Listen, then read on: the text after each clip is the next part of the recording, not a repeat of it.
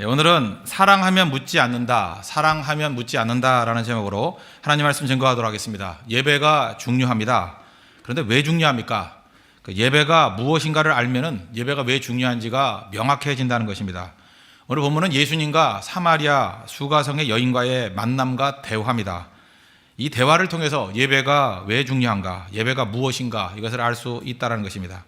먼저 이 수가성 여인, 어떤 사람이냐? 지치고 또 실패하고 소망이 없는 여자입니다. 남편이 5명이나 있었다 그러죠. 어떤 벗어나고 싶지만 어쩔 수 없는 존재, 그런 사람이었습니다. 그래서 사람들과 만나는 것을 꺼리는, 사람들과의 만남이 편치 않는 그런 사람이었습니다. 사실 이것이 현대인의 모습입니다. 나의 모습입니다. 우리도 다 지치고 실패하고 소망을 많이 잃어버린, 그래도 사람과 상종하고 싶지 않는 그런 마음이 다 있다는 것입니다. 이 사마리아 여인은 아마도 얼굴이 예뻤을 것이라고 추정합니다. 왜냐? 그렇지 않으면 절대로 5명의 남자를 만날 수 없습니다. 그죠? 우리 가운데도 그런 사람이 있죠. 외적으로 뭘 좀 갖춘 것 같은데, 뭐가 있는 듯한데 만족이 없습니다. 텅 빈 마음, 목마름이 있는 마음. 사실 우리 현대인들 나름대로 자기 나름대로 뭔가 가지고 있습니다. 옛날같이 아무것도 없는 사람은 또 별로 없습니다. 그런데도 불구하고 텅 빈 마음이 있습니다. 그런데 그의 삶의 문제를 해결했던 건 뭐냐? 한마디로 예배였다는 것입니다. 예수님이 예배다 명확히 말씀해 주셨다는 것입니다. 우리도 예배를 통해서 이 사마리아 여인과 같은 모습에서 일어나고 회복되는 우리 은혜의 시간이 되기를 바랍니다. 그 예배가 무엇이냐? 2가지의 회복이 있다는 것입니다. 첫째는 영의 회복, 두 번째는 가치의 회복. 예배가 바로 이런 회복의 은혜를 주신다는 것입니다. 첫 번째는 영의 회복입니다. 예수님과 사마리아 여인과의 대화, 첫 만남, 대화 이거 보면은 이 사마리아 여인은 굉장히 냉담하고 어떻게 보면 약간은 좀 살벌했다, 그런 느낌을 받습니다. 처음 만났던 것이 제6시라 그러죠. 난 12시입니다. 6절 하반절부터 7절 보십시오. 때가 4장 6절입니다. 때가 6시쯤 되었더라. 사마리아 여자 한 사람이 물을 기르러 왔음에. 그러니까 지금 시간은 여기 성경에 나오는 시간에 6을 더해야 됩니다. 그러니까 6시 그러니까 6시 그러니까 지금의 12시입니다. 난 12시. 가장 더울 때입니다. 제가 얼마 전에 네팔 선교를 갔을 때 거기 치투안이라는 지역이 있었습니다. 되게 더운 지역이었는데 한참 여름 때가 되면은 10시 이후에 사람들이 안 다닌답니다. 왜냐? 10시부터 오후 한 4시, 5시 때까지는 온도가 한 40도 정도 올라가기 때문에 아무도 나오는 사람이 없대요. 이스라엘의 그 기후가 이런 기후였답니다. 난 12시에는 움직이는 사람이 거의 없다. 근데 이 12시에 물을 길러 나왔다는 거 왜 나왔겠습니까? 여러 가지 이유가 있겠지만 밤늦게 딴짓을 했다. 그거일 수도 있겠지만 그거 아닌 것 같죠? 더 중요한 이유는 무엇입니까? 사람들의 이목을 피하고 싶어서. 이 여자는 사람들의 눈이 싫은 겁니다. 그래서 마음과 삶이 너무 지쳐있는 사람들을 보면은 사람 만나기가 싫습니다. 상처 입은 사람들의 특징들이 뭐냐? 저도 어려움 당할 때 보니까 제일 싫은 게 뭐냐? 사람 만나기가 싫어요. 저도 워낙 사람을 좋아하는 사람인데 제가 사람 만나는 걸 싫어하겠습니까? 근데 진짜 고난과 어려움 가운데 처하니까 사람 만나는 게 싫더라고요.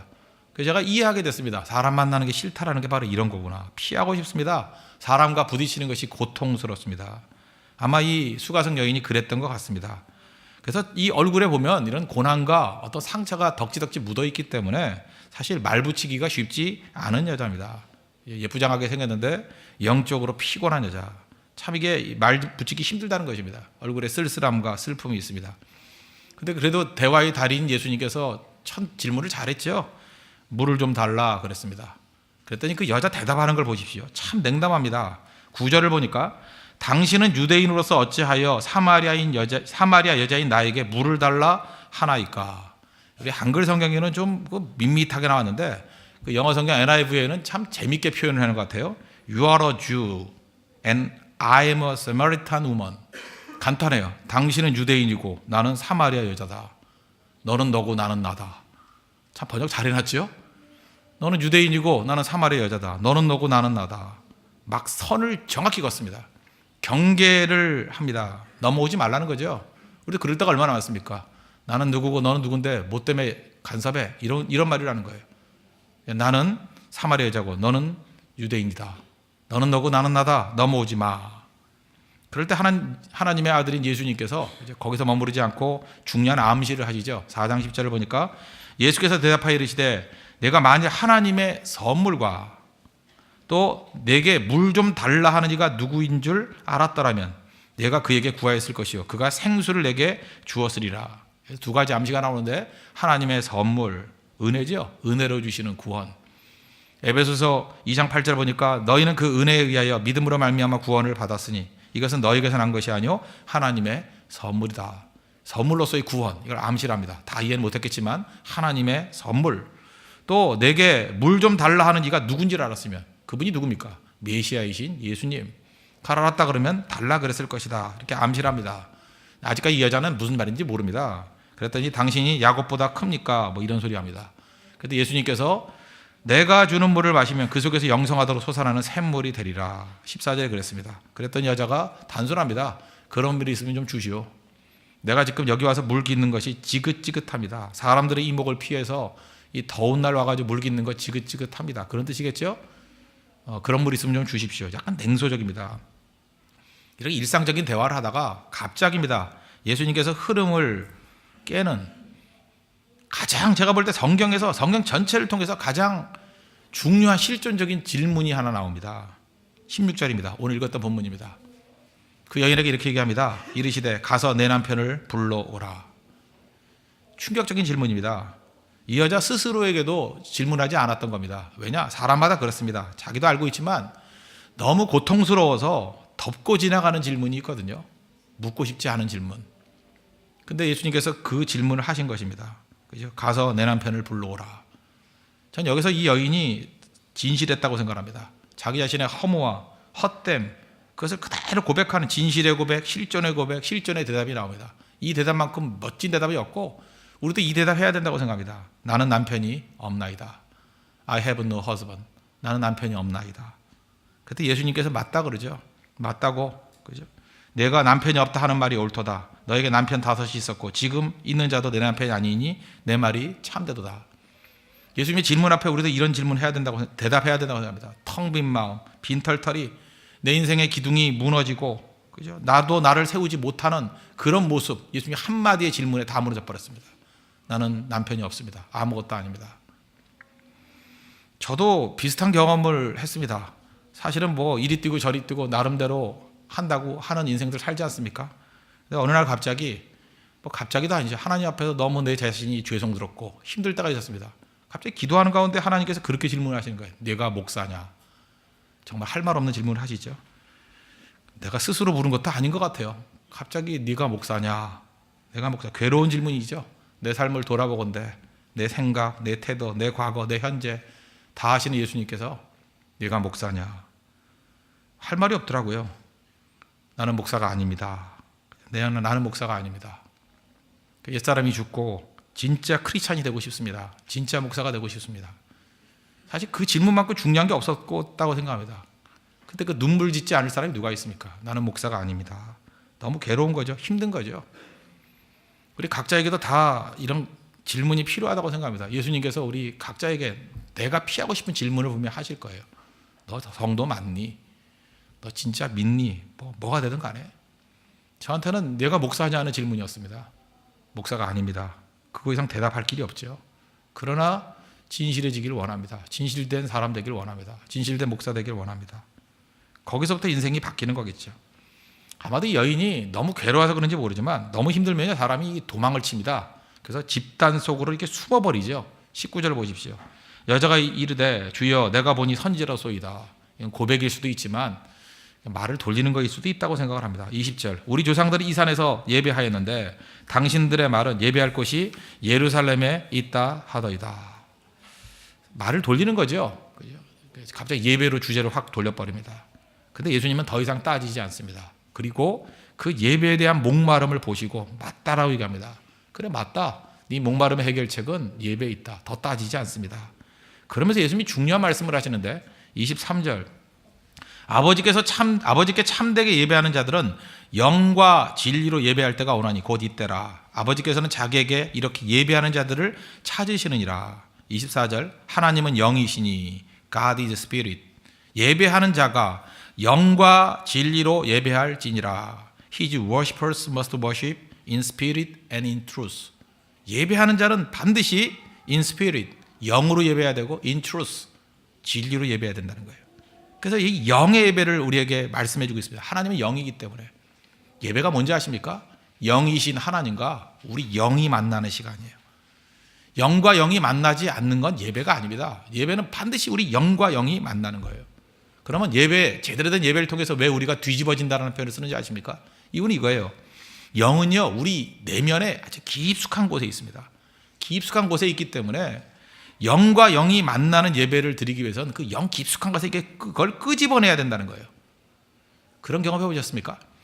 제가 얼마 전에 우리 집에서 이번에 그 베트남 선교를 간다고 여름 옷을 찾는데 제가 원하는 옷이 무슨 이렇게 박스 같은 데 있었어요. 근데 내 느낌에 그 맨 밑에 있는 것 같더라고요.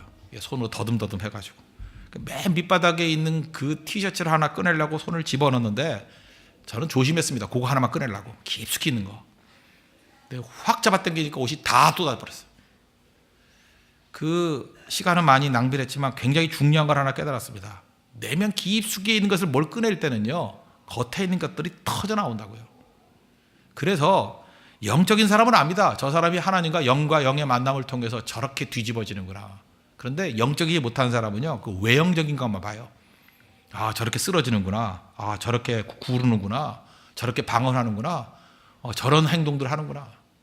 그래서 이 껍데기만 보는 사람은 자꾸만 무슨 부흥한다 그러면 방법론인 줄 알아요. 무슨 조직이 어때야 되고 무슨 행사를 해야 되고 어떤 모양이 있어야 되고. 그거 아닙니다. 그 껍데기는요, 얼마든지 변화될 수 있어요. 그건 뭐 현상이기 때문에. 중요한 건 뭐냐? 내면 깊숙이 있는 영의 터치가 있어야 되는 거예요. 영. 살아계신 하나님과의 만나는 영과 영이 만나는 체험, 그게 예배라는 것입니다. 그럼 뒤집어져요. 우리 영이 살아야 됩니다. 영이 죽으니까 항상 힘을 잃어버리는 거예요. 많은 사람들이 지금 마음이 바닥 가운데 놓이지 않습니까? 바닥 가운데 힘들어합니다. 꼼짝도 못하고 완전 절망 가운데 놓일 때가 있어요. 많은 사람들이, 뭐 저도 그런 경험이 있습니다. 제가 뭐 항상 밝은 것만 아닙니다. 어떤 때는 너무 디프레션이 심해가지고 나는 살 가치도 없다, 그럴 때도 있어요. 사실은 나는 쓰레기야. 그러면 맨날 쓰레기 찾아보면서 동일시하고, 나는 아무런 필요도 없는 존재야. 심지어 죽고 싶어. 뭐 비행기 타고 이거 언제 추락하나 뭐 이런 생각도 들고. 그 로뎀나무 아래에서 죽기를 구했던 엘리야, 그 모습 저 멀리 있는 얘기 아니에요. 모세, 하나님께 그렇게 쓰임 받았는데 그 디프레션에 빠졌을 때 죽여달라 그러잖아요. 요나, 성경에 죽여달라는 사람 세 사람이 있거든요. 모세, 엘리야, 요나, 다 크게 쓰임 받았던 사람 아닙니까? 그런 사람들조차도 그죠, 뭐 이렇게 낙심하고 좌절하고 그럴 때가 있잖아요. 왜? 마음이 힘들면 아무것도 못 하거든요. 잠언 4장 13절 보니까 모든 지킬 만한 것 중에 더욱 내 마음을 지키라. 생명의 근원이 이에서 남이니라. 다 무너진다는 거예요. 그때는요, 예배도 드리기 싫고 다 떠나가고 싶습니다. 그러다가 하나님 앞에서 진실된 예배 한번 드리면 주님께서 영의 터치를 해주십니다. 근데 영을 터치해줘요. 그 영이 살아야 다 살아나는 거거든요. 그래서 어떤 때는 찬양을 통해서, 어떤 때는 말씀을 통해서 이렇게 일어나게 만드는 거예요. 제가 오늘 조금 전에 찬양했던 거죠. 힘들고 지쳐 낭망하고 넘어져 일어날 일 전혀 없을 때 조용히 다가와 손잡아 주시며 나에게 말씀하시네. 또 내 자신에게, 나에게 실망하여 내 자신 연약하다고. 내가 나에게 실망합니다. 고통 속에 눈물을 흘릴 때, 그때 못자국난 예수님이 오셔가지고 그 손길로 눈물 닦아주시며 말씀하신대요. 시편 2편의 말씀이죠. 너는 내 아들이라. 오늘날 내가 너를 낳았도다. 너는 내 아들이라. 나의 사랑하는 아들이라고. 언제나 변함없이 너를 사랑한다고. 그 예수님 만날 때 일어서게 된다는 것입니다. 시편 40편 2절 보니까 내가 기가 막힐 웅덩이와 수렁에서 끌어올리시고, 기가 막히거든요. 그런 웅덩이에 빠질 때가 있습니다. 마음이 다 산산조각이 날 때가 있어요. 수렁에 있을 때가 있어요. 예배가 왜 중요한지 아십니까? 그때 예수님이 오셔가지고 영을 만져주신다고요. 그게 일어나게 됩니다. 그게 예배라는 거예요. 그게 예배. 현상에 빠지면 안 된다는 것입니다. 그 예수님 만나야 된다는 거예요. 그래서 어떤 때는 뭐 조용히 찬양을 할 때도 있고, 어떤 때는 말씀을 통해서 우리가 깨질 때도 있고. 그러나 중요한 건 뭐냐? 예배는 반드시 있어야 될 두 가지 요소가 되는데, 말씀이 올 때 우리가 뒤집혀요. In truth. 또 하나, 영과 영이 만나는 거예요. In spirit.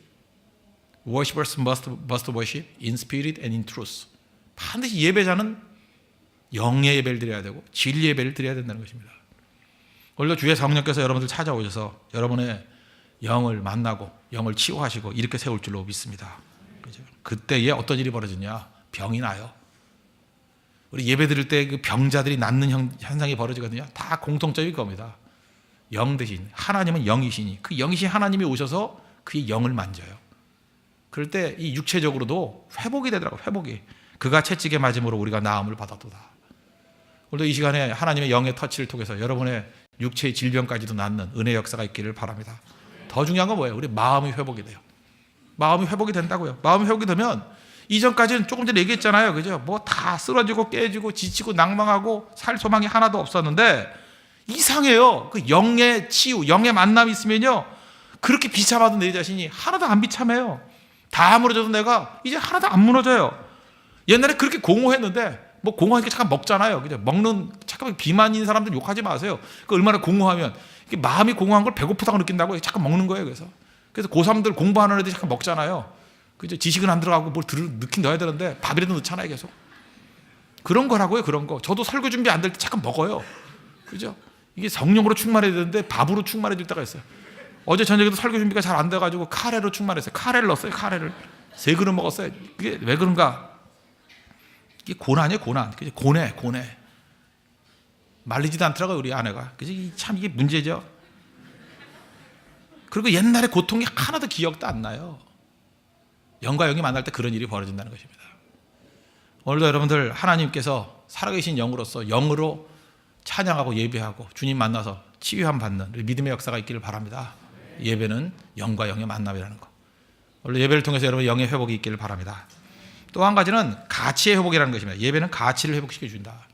어떻게 보면 지위, 나의 지위를 회복시켜준다는 것입니다. 다시 23절 보십시오. 아버지께 참되게 예배하는 자들은 영과 진리로 예배할 때가 오나니 곧 이때라. 아버지께서는 자기에게 이렇게 예배하는 자들을 찾으시느니라. 지금 이 사마리아 여자 남편이 5이 있었고 지금 방 안에서 뒹굴고 있는 놈도 남편이 아니다. 그 얘기 했잖아요. 지금. 그죠? 그러니까 과거가 그렇게 깨끗한 것 같지는 않죠. 근데 예수님이 과거를 묻습니까? 너 그렇게 살면 되니? 뭐 이런 질문 전혀 안 하잖아요. 그죠? 꼬치꼬치 묻지 않습니다. 그리고 곧장 예배를 이야기해요. 예배. 그죠? 하는 영과 진리로 예배 드리면 된다. 그렇게 말씀한다는 것입니다. 우리는 많은 순간에 이렇게 생각을 해요. 변화가 점진적으로 이루어진다. 예, 맞습니다. 그러나 잊지 말아야 될 건 뭐냐 하면 예배의 영광이 뭔지 아십니까? 예배 드리면 순식간에 회복이 됩니다. 뭐가 회복이 되느냐? 나의 지위와 가치는 순식간에 회복이 돼요. 물론 내 삶의 변화는 점진적인 과정이 있겠죠. 그러나 그건 둘째, 셋째 문제예요. 예배를 드려서 살아계신 하나님을 만나면요. 내 가치와 내 지위는 순식간에 변화된다는 거예요. 다 회복이 돼요. 다 회복이. 오늘 이 시간에 여러분들 100% 회복된 걸 믿으십니까? 그게 예배. 누가복음 15장에 보면 탕자의 비유가 나옵니다. 둘째 아들 아시죠? 얼마나 나쁜 녀석인지. 아버지가 죽기도 전에 자기 재산 물려달래요. 원래 이스라엘의 법에 의하면 아버지가 돌아가셔야 유산을 주는 거거든요.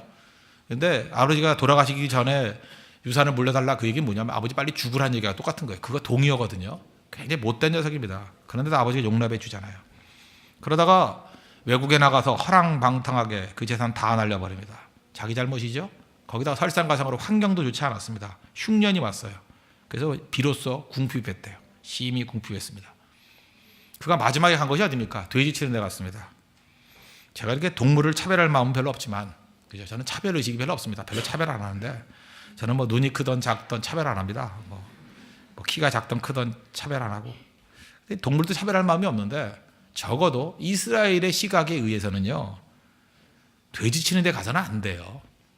왜 그러냐? 이건 최악의 자리고 이스라엘 사람들이 제일 더럽게 여기는 동물입니다. 부정한 동물이고 이건 이방인들이나 하는 일이에요. 그래서 죽기 전에 절대로 해서는 안 되는 일 중에 하나가 돼지 치는 일이에요. 근데 먹고 살겠다가 이거 한 거거든요. 우리하고 달라요. 우리는 그래도 제육볶음 이런 거 좋아하잖아요. 그죠? 달라요. 이스라엘은. 이 돼지 친다는 건 해서는 안 될 일이에요. 일단은 육적으로 파탄됐습니다. 가난해졌어요. 완전 거지 됐어요. 거기다가 먹고 살겠다가 돼지 쳤다는 거는 정신적인 파탄이 온 거예요. 어디 가가지고 자기 얘기 못합니다. 인간도 아닌 거예요. 인간도 아닌. 가장 밑바닥의 체험. 그러니까 우리 삶 가운데 그런 거 있죠. 다 깨졌다고. 나는 육적으로도 깨지고 정신적으로 깨지고 영적으로도 깨지고 다 깨졌다. 그게 탕자입니다. 돼지 쳤다. 가난했다 정도가 아니에요. 이건 영육이 다 파탄됐다는 얘기입니다. 그러니까 딱 하나 붙들었습니다. 아버지께 돌아가자. 누가복음 15장 20절 보니까 이에 일어나서 아버지께로 돌아가니라. 돌아가는 거 하나 하겠습니다. 이게 바로 뭐예요? 예배죠. 아버지께 돌아오는 게 예배 아닙니까? 오늘 예배 드리러 주께 나왔습니다. 그랬더니 아버지가 하신 일이 뭐냐? 누가복음 15장 22절 보니까 아버지는 종들에게 이르되 제일 좋은 옷을 내어다 입히고, 옷 갖고 와. 제일 좋은 옷. 거기다가 손에 가락지를 끼우고. 가락지는 뭐예요? 이게 영광이거든요. 영광. 도장 같은 거예요. 그죠? 영광. 그 다음에 발에 신을 신기라. 신을 벗으라 그런 얘기 나오죠. 신을 벗는다는 건 노예거든요. 내가 주님 앞에 노예입니다. 그런데 신을 신기라. 이거는 다시 주인이 됐다. 이게 영광스러운 자리에 올라갔다는 거예요. 아들이 돌아오자마자 뭐 자초지종 묻지 않았습니다. 너 회개했니 안 했니 이거 묻지 않았습니다. 돌아오니까 곧장 아들로서의 존엄성을 회복시켜줍니다. 가치를 회복시켜줍니다. 그것이 하나님의 이야기입니다. 오늘도 마찬가지예요. 오늘 예배 나오셨죠. 과거를 묻지 않습니다. 하나님은 있는 그대로 받아주시고 그냥 가장 좋은 옷 입히셔요. 아들의 옷을 입히셔요. 가락지 최고로 좋은 거 티파니 5캐럿짜리 끼워줍니다. 그죠? 막 끼워줘요. 신발 최고로 좋은 거 뭐가 제일 좋나요? 뭐 아테스토니 뭐 이런 건가요? 그 최고 신발 신겨줍니다. 그죠? 최고로 신겨줘요. 그래서 모든 가치를 다 살려준다는 것입니다. 변화돼야만 아들이 아닙니다. 돌아오면 아들이에요. 돌아오면 자녀예요. 돌아오면 딸이에요. 이게 중요하다는 것입니다. 근데 우리는 어떻습니까?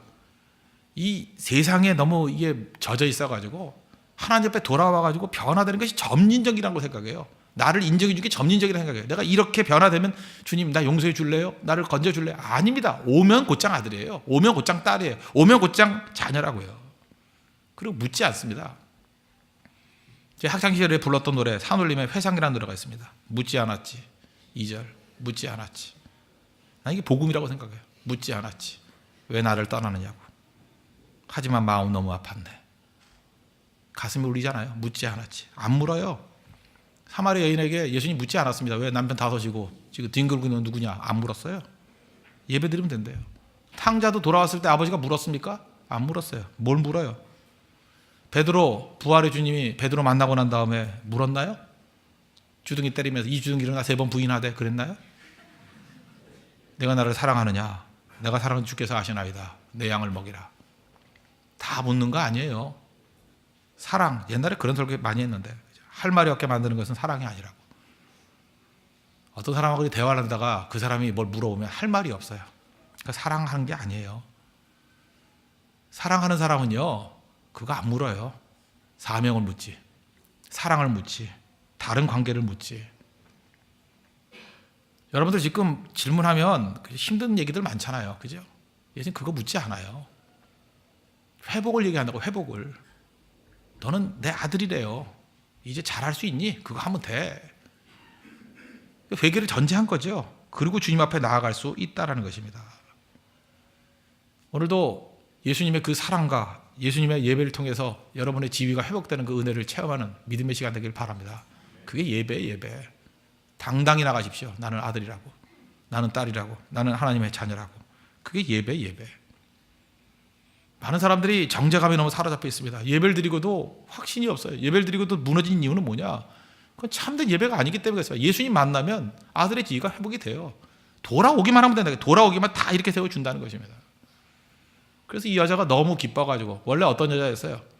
다른 사람과 상종하기 싫어하던 여자였습니다. 근데 28절을 보십시오. 여자가 물동이를 버려두고 동네로 들어가서 사람들에게 이르되 그리스도 만났다 이렇게 외쳤다는 거예요. 원래 상종하기도 싫어하는 사람인데 물동이를 버려두고 어딜 갔어요? 동네를 향해서 사람을 향해서 나아갔다고요. 사람을 향해 나아갔다. 저는 어쩌니까 그렇게 기도했어요. 하나님 오늘 예배 큰 은혜를 주셔서 예배를 다 드리고 나가는 성도들 다 가방을 두고 나가게 해주십시오. 얼마나 기뻤으면 물동이를 두고 갔겠어요. 물동이를 두고 잘 보관해 둘 테니까 가방 두고 가세요. 다 너무 기뻐가지고 그거에 바로 나 회복됐다고. 그죠? 난 이제까지 내가 가치 없는 존재인 줄 알았는데 아니라고. 내가 하나님의 아들이었고 딸이었다고. 자기 자신을 회복하는 거예요. 너무 기뻐서 다 잊어버린 거예요. 물동이고 뭐고 다 잊어버린 거예요. 그 구원받은 기쁨과 하나님의 자녀라는 기쁨이 너무 크기 때문에. 우리 288장 3절 얘기했죠.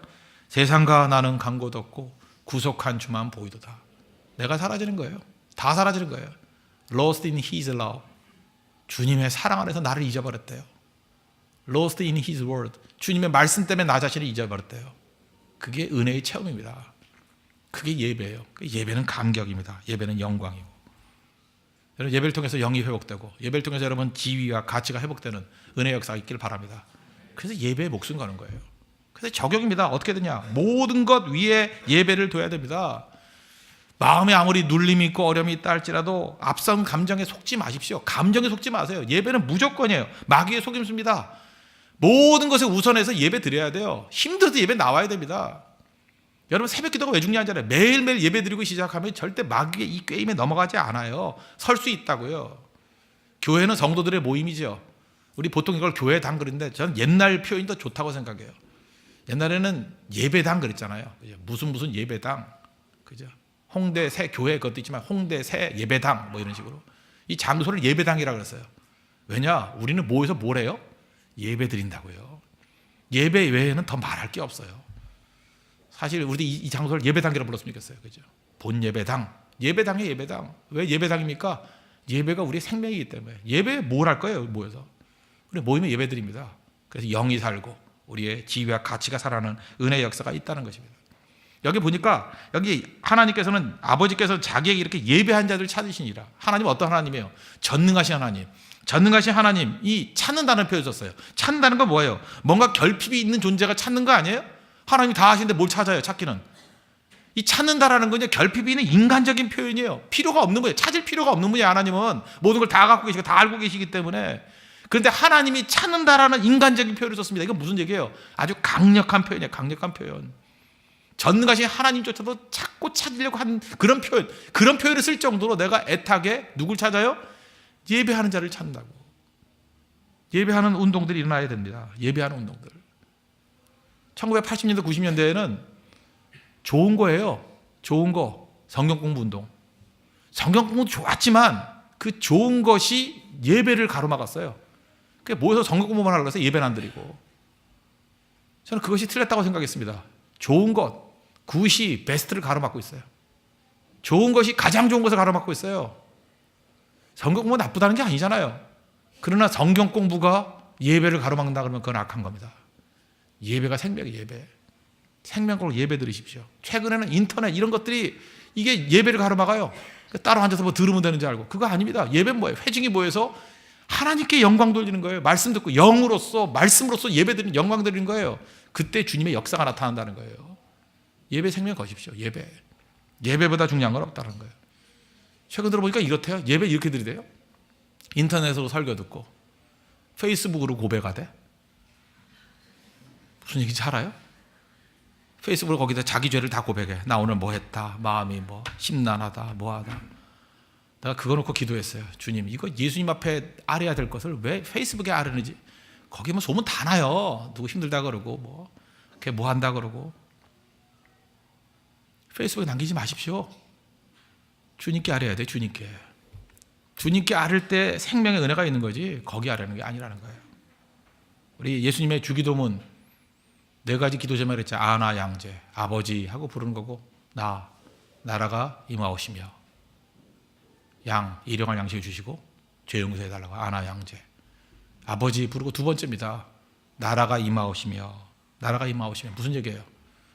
다스려 달라는 거예요. 다스려 달라. 나를 다스려 주십시오. 먼저 주님 나를 다스려 주십시오. 그게 예배예요. 예배 핵심이 뭔지 아십니까? 뜻이 하늘에서 이루어진 것 같이 땅에서도 이루어지이다. 특별히 내 안에서 이루어지이다. 우리 공동체 안에서 이루어지이다. 그래서 예배가 뭐예요? 나라가 임하오시며. 모든 성도가 고백하는 겁니다. 주님이 우리를 다스려 주십시오. 또 다른 말로 해요. 주님이 우리의 왕입니다. 예수 우리 왕이요.